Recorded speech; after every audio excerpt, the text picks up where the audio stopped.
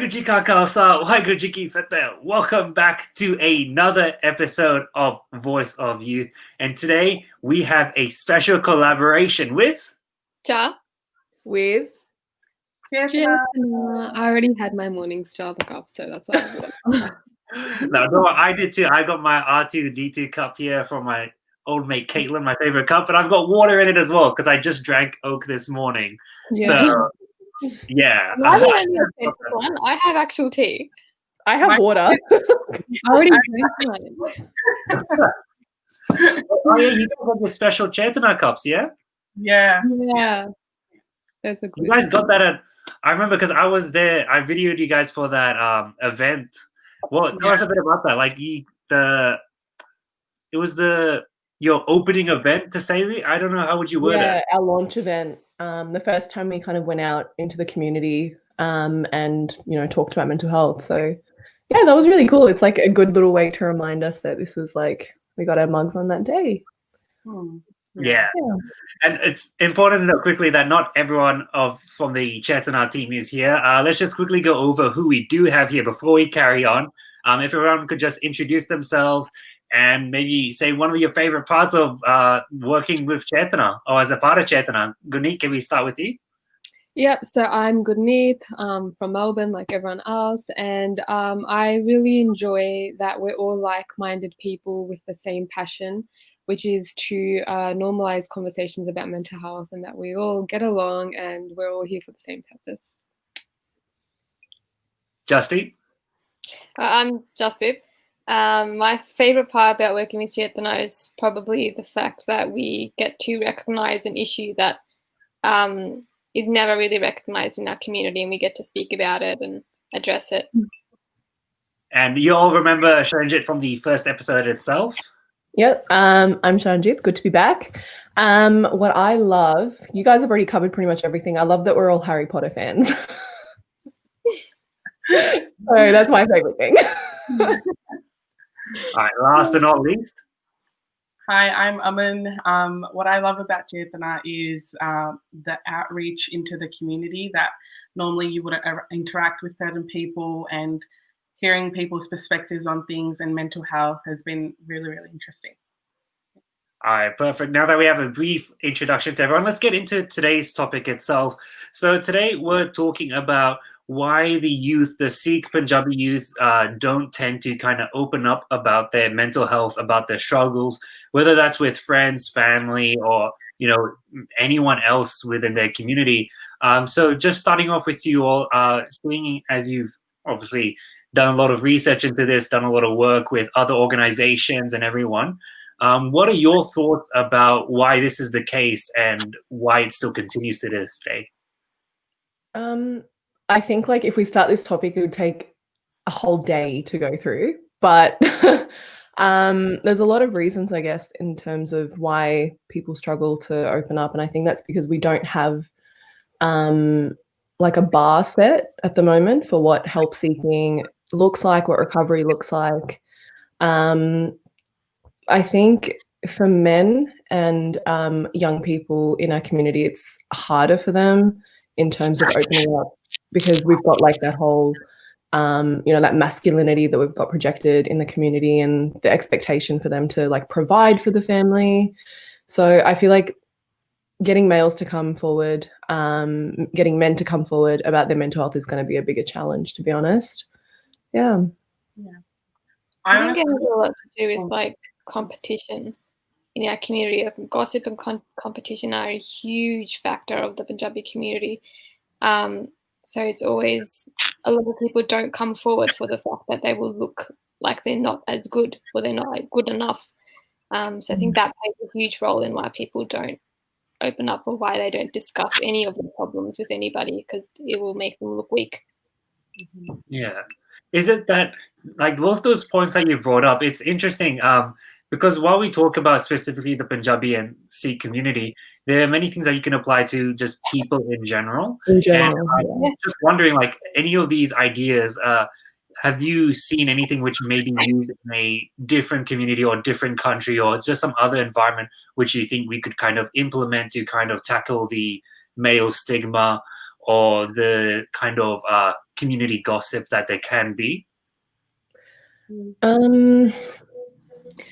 I think we can do more work in terms of like the film and music industry. There's a lot of I find that in the Punjabi music industry, film industry, we have a lot of romanticization of alcoholism and masculinity that's very toxic. So, of course, you see it in other communities, but I feel like it's very, very prominent at the moment in ours, like probably like tenfold more. But yeah, so we definitely need to do more work on that. Do any of you have any example that we could probably bring up? We could maybe explore in terms of like the film industry or music industry. Yeah, in terms of the film industry or anything, because I personally don't watch or listen to much Punjabi music, or I haven't watched a Bollywood film in a long time. I feel like, Sat Sri Akal England was like the last time I saw it. It's so old. And that was at the start of isolation. But is there any specific... I can probably point one out because I went to watch this movie last year. It's called Kirtan Singh.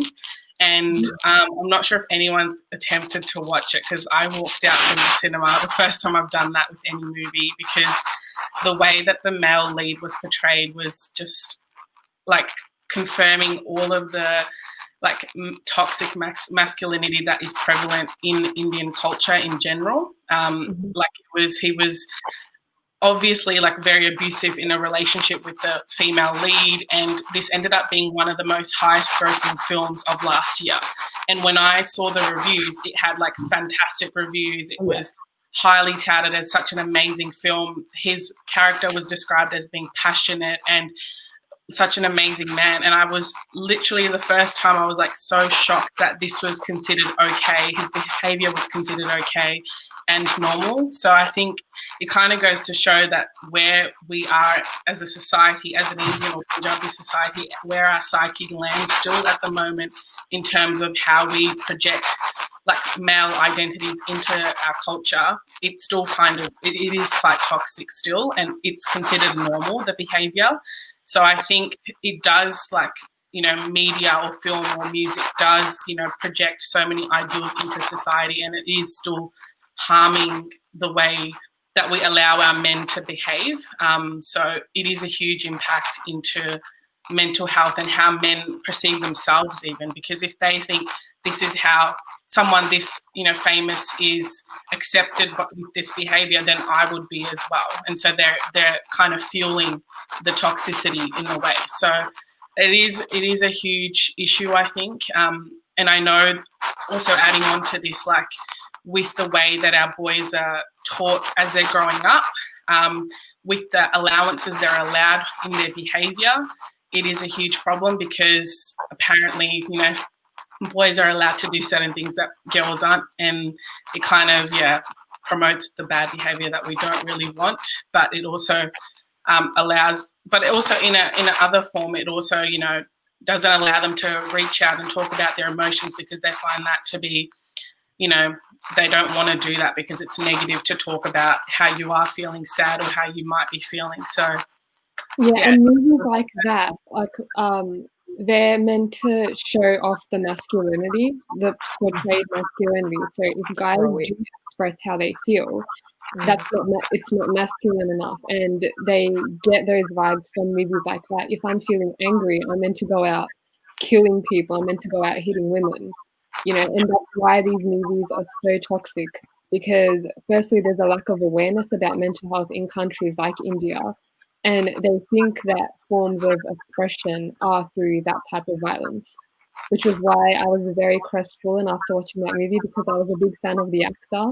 And I also thought that in today's age and society, where we're becoming a bit more progressive in worldly issues, I thought that the movie would have been like, oh, so it's a typical angry young man type of movie, but then you see the transformation that he goes through, that he evolves. That didn't really happen. It was just more that he was in love with this girl and he went through stupid, you know, attempts to try get her, which is kind of typical Bollywood in a way as well. So that's why I'm so against these movies, especially in vulnerable minds like people in India.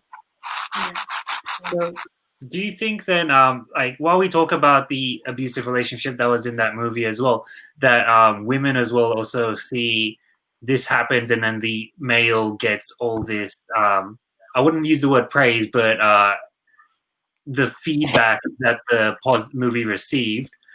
Do you think they believe that it's a normal thing that I should just accept it as is?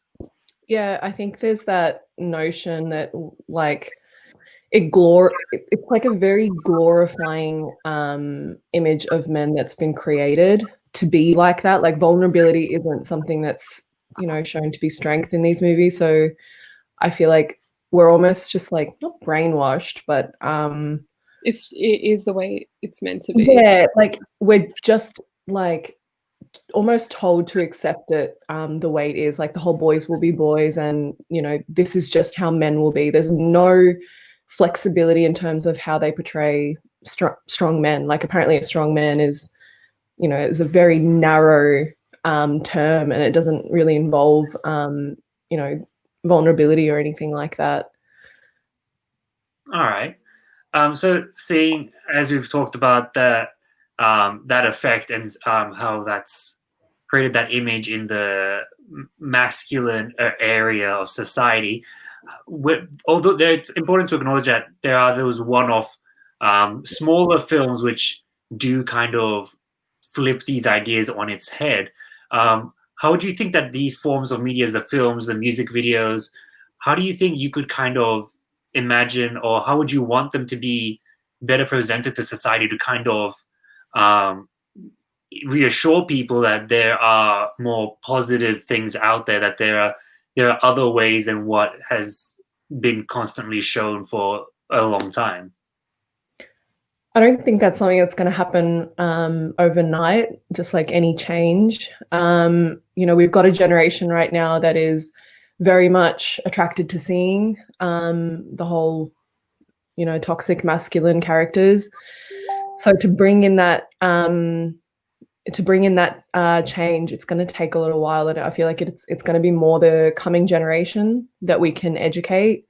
So maybe we can start with films that have that start with like instead of like even grown men, we have children that are showing vulnerability from a very young age, and we need accurate portrayals of what mental health, mental ill health, mental illness, all those things look like, not the sort of Bargle image that we are given, or like the overly like clinicalized look as well that we have in media. Yeah. So I'm not sure exactly where it could go from here, but I mean, it's going to take a lot of like trial and error, I feel like, to explore like what we can do in terms of film and media. And one of those things which I've noticed, because at your launch itself, you had a short film, and that's one of the things I wanted to come to from when we started talking about film and media, is that through these short products that you make and you have at these launch events that other people have made out there, that kind of bring an awareness to these mental struggles, even that beyond men itself, because obviously it's not just the men, and there were women featured in that. It was 4 in 1, was it, or 1 in 4? Was it 1 in 4? Yeah, 4 in 1 doesn't make sense. 1 in 4, yeah. Do one of you want to tell us about that and what you hope that the message was from that short film and some of the ideas presented in it? Yeah, I mean, 1 in 4 was it was just a short. It was like 2-minute film, I think, and we grabbed some people from our community, young men, young women. We're basically sorry, trying to show that 1 in 4 young people in Australia go through a struggle with their mental health when they're aged between 12 to 25 years old. So that's kind of what we were trying to show through there. And I feel like we got the message across, but it was definitely well received by the community, but it got a little bit lost in terms of just because we weren't a big platform or anything like that. So I feel like it's just, we maybe need more things like that at the moment. Yeah. I think the main theme we tried to explore was that mental health struggles don't discriminate. So even the most normal, happy-looking people out there, and you'd never expect anything to be wrong with them, who knows what's going inside their heads? You can't have this expectation of people just because they don't visibly express or portray what they're going through. Yeah. Yeah. Okay. Yeah.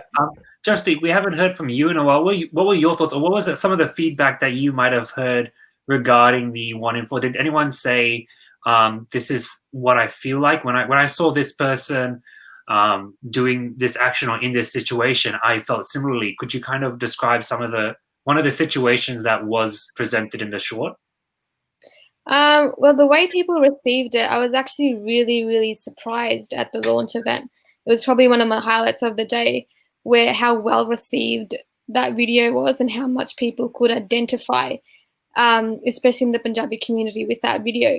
The amount of people that either knew someone who had gone through a mental health struggle, had heard of someone who had gone through a mental health struggle, or were one themselves, was really, really high. So it was super enlightening to actually hear people talk about their friend or themselves who had gone through a mental health struggle. It was kind of really open-mindedness approach that people had after that video. It made people comfortable to talk about things, because they realize that they are not alone, and that there are actually other people that also struggle as well. Yeah. I think it was a confronting video as well. Like rewatching it, I remember thinking, oh, everyone's going to be a bit, oh, this is like out of the blue. Like it's not something that you'd expect to see at the moment. So I feel like that's probably an advantage that we had as well, just with the way it was filmed. So it was really well done. Yeah, and as you said that you need to be made in the future. Earlier you said that, so something along the lines at least. What do you think maybe you could try to, if you guys do make another one, or if you guys even do something completely different, but that's something that works in that visual kind of medium, like Chetan always does with artwork and everything, but staying focused on kind of that film or show visual kind of area, what are some of the topics that you think you might specifically kind of explore to kind of go that one step further, or maybe explore a different side of everything? I think slowly we want to start talking about more and more and just like opening that door a little bit more. But it is tricky because we don't want to lose the parents of young people and the elderly community as well, because I feel like that's a very big part of stigma at the moment. I feel like it starts with baby steps and small conversations. So if we dive into everything, and we've talked about this before, if we dive into something, it might not backfire, but it just might be shut down a little bit. So hopefully very soon in the future, we want to start talking about the LGBTIQ community and how important it is that we recognize their struggles and how we can help them open up. And just in terms of like the common struggles that we see, like with abuse and after effects of assault. And, I think we can definitely agree that women tend to be, the majority of the victims in those cases, the mental health problems that arise with that as well. So we want to empower people in the future. Yeah. So, Aman, when it comes to trying to tackle all these, not necessarily tackle, but kind of target, in a sense, all these different communities out there, is it important that each of the ways that it's done is catered differently to them? And like, even if it's a small thing that's slightly changed, would you mind describing or talking about that a little? Yeah, of course. I think we do recognize, like, even within the Punjabi community, there are so many different facets of the community, from like being our parents' generation to our grandparents' generation, and then our peers and those that are younger than us. So obviously you do kind of need to cater to them, because I'm sure all of us recognize, like, sometimes our parents' generation and even our grandparents, there can be some very strong standpoints on stuff like mental health. So I know even with our launch event, one of the most surprising things to me was that even starting this conversation about mental health was like quite interesting to see that they were starting to understand the issue. So I think it is something that they are starting to recognize within our parental like age group. I spoke with like people that were my grandparents' age, and they were recognizing it and understanding that this is something that needs to be now talked about more so. So I think like at times we even feel like, oh, it's a taboo in our community, and we can feel afraid to talk to those generations. But if you start with those baby steps that Shanjit was saying, like just starting a very small conversation and tailoring it to that group can have a huge impact, and you can actually realize that actually more people are willing to talk about it. It's just about igniting that conversation, and that's kind of where we come in, where we can be that middle party, that unbiased party to like to start those conversations. And you know, for those that are in our peers, like the artwork that we displayed and whatever we did at our launch event, that can connect to them. And then the conversations we had with the elderly, that can connect to them. Or something that might be more child friendly, we might look into doing that in the future, where it is connects to them at their level. So I think tailoring is required for mental health. It is so different at each different age group, gender, whatever it might be. So it's super important overall. Yeah, I think we have to remember that we're a very young community. You know, Melbourne Punjabis haven't been around for, you know, as long as the UK Punjabis have been around. You can definitely see that maybe UK is a bit more progressive in their mindsets, whichever age group you're talking about. But we definitely have to realize that our parents and grandparents haven't been here for very long. So it's going to take a little while.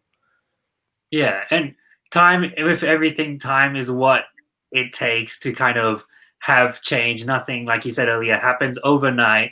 But I think that's where we'll end this episode and this chat with Chetana. So we just had a quick touch up, and like you said, there's so much to talk about, but we only have these 20-minute segments. But we had a brief talk about films, the music videos, and their effect on the Punjabi and Sikh community, as well as how to get people to kind of open up. You have to target them. You have to be specific to them. If they can relate to what you're sharing, whether it's a young actress or young actor, young male, young woman, in a short, 2-minute short, where people can really relate to those experiences and open up about it, whether that's a father, grandfather, or even the kid themselves. Those are the steps that have to be taken to kind of get everyone to open up and share their own experiences and communicate with one another. So thank you all for joining us for this episode of Voice of Youth and a chat with Chetana.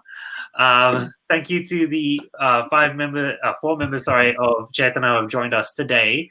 But before I actually end this episode itself, I'd just quickly like to mention that this will be the final episode of Voice of Youth for a few weeks. There will be a short hiatus because of a uni assignment I have coming up, a couple I have coming up, which I really have to focus on, and I can't plan all these episodes around it. So this has been one of the final episodes for a short while, but don't worry, after September, after, you know, there are several group works coming up, celebrate that with your family, or remember the days, and do that with your family until we come back with more episodes of Voice of Youth. Make sure you check out Chetana. Can one of you just quickly tell us your Instagram handle or Facebook page? How can people find you? Instagram is Chetana_AUS, and Facebook and YouTube, just Chetana Australia.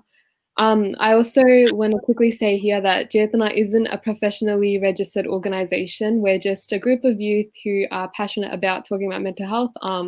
So whilst we can't give you professional advice, we can put you in contact with relevant organisations who can help you out when you need it. Perfect. All right, thank you very much to the members of Chetana. Thank you to all of you for watching. If you have enjoyed this episode, please like the video, leave a comment down below on some of your thoughts, and share it around.